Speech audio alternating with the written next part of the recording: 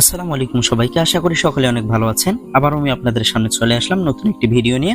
আজকের ভিডিওটিতে আমি আপনাদের সাথে একটি পিএলপি ফাইল শেয়ার করব। পিএলপি ফাইলটি হচ্ছে পবিত্র ঈদ উল ফিতরের শুভেচ্ছা পোস্টার ডিজাইন স্বতন্ত্র। পিএলপি ফাইল লিংক আমি ভিডিও ডেসক্রিপশন বক্সে দিয়ে দেবো, সেখান থেকে আপনারা ডাউনলোড করে নেবেন।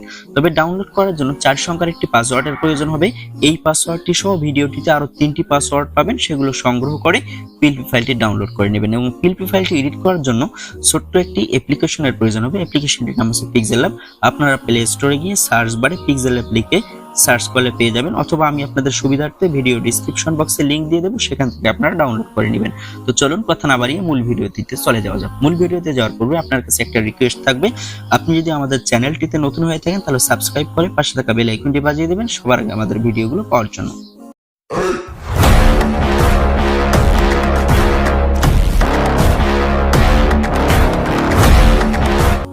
Welcome back.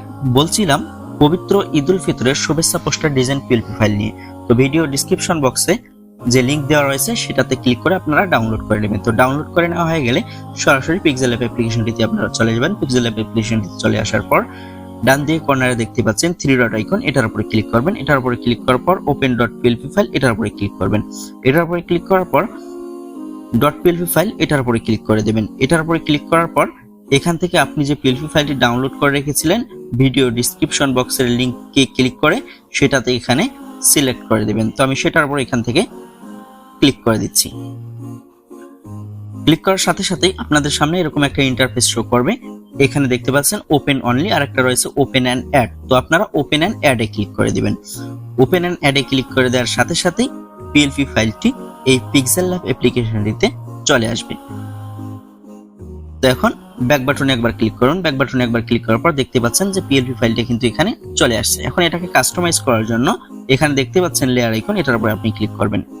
এটার উপরে ক্লিক করার পর আমি যে নোটিশটি দিয়েছিলাম এটার আপনারা পরে নেবেন। পরে নেওয়ার পর এখান থেকে এটাকে ডিলিট করে দেবেন। ডিলিট করে দেওয়ার পর এখন সর্বপ্রথম আমি আপনাদেরকে দেখাবো যে এই পিএলপি ফাইলটার ছবিটা আপনারা কিভাবে পরিবর্তন করবেন। ছবিটাকে পরিবর্তন করার জন্য লেয়ার আইকনে ক্লিক করবেন। লেয়ার আইকনে ক্লিক করার পর এখান থেকে দেখবেন যে কোনখানে ফটো লেয়ারটা দেওয়া রয়েছে। তো দেখতে পাচ্ছেন এখানে ফটো লেয়ারটা দেওয়া রয়েছে। এর পাশে যে লক আইকন রয়েছে, তো এটা লক করা রয়েছে, এটাকে আপনারা এখান থেকে ক্লিক করে আনলক করে নেবেন। আনলক করে নেওয়ার পর সেই লেয়ারটার উপর ক্লিক করবেন। লেয়ারটার উপর ক্লিক করার পর আবারও এখানে যে লেয়ার আইকন রয়েছে এটার উপর আপনারা ক্লিক করবেন। এটার উপর ক্লিক করার পর এখানে যে মাঝখানের অপশনটা রয়েছে এটার উপরে ক্লিক করে দেবেন। এটার উপর ক্লিক করার পর এখানে দেখতে পাচ্ছেন রিসিলেক্ট, এটার উপরে ক্লিক করে দেবেন। এটার উপরে সিলেক্ট করার পর আপনাকে আপনার গ্যালারিতে নিয়ে আসবে। এখান থেকে আপনি যে ফটোটা সেট করতে চাচ্ছেন সেটা এখানে সিলেক্ট করবেন। তবে এখানে একটা কথা হচ্ছে যে ফটোটা সিলেক্ট করার আগে আপনাকে এই ফটোটার ব্যাকগ্রাউন্ডটা রিমুভ করে নিতে হবে। তো এই বিষয়ে ইউটিউবে অনেকগুলো ভিডিও রয়েছে, তো সেগুলো দেখে আপনারা করে নেবেন। তো যে ফটোটাকে সেট করবেন সেটার উপরে ক্লিক করে দেবেন। তো আমি এটা সেট করব, এটার উপরে ক্লিক করে দিলাম। ক্লিক করে দেওয়ার সাথে সাথে এখানে ক্রপ অপশন চলে আসছে। তো ক্রপ করার প্রয়োজন নেই, টিক মার্কে ক্লিক করে দেবেন। টিক মার্কে ক্লিক করে দেওয়ার পর এটা জায়গা মতো আপনারা ছোট বড় করে বসিয়ে দিবেন।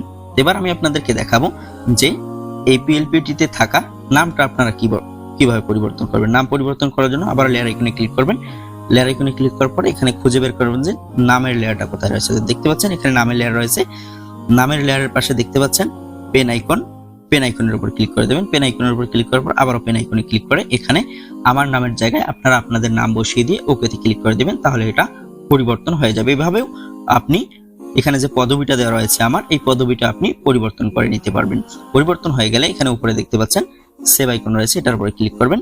এটার উপরে ক্লিক করার পর সেভ অ্যাজ ইমেজে ক্লিক করবেন। সেভ অ্যাজ ইমেজে ক্লিক করার পর এখানে কোয়ালিটির জায়গায় কোয়ালিটির পাশে কাস্টমের পাশে একটা অ্যারো আইকন রয়েছে, এটাতে ক্লিক করে এখান থেকে আলট্রা করে দেবেন। আলট্রাতে করে দেওয়ার পর সেভ টু গ্যালারিতে ক্লিক করবেন, তাহলে এটা সেভ হয়ে যাবে।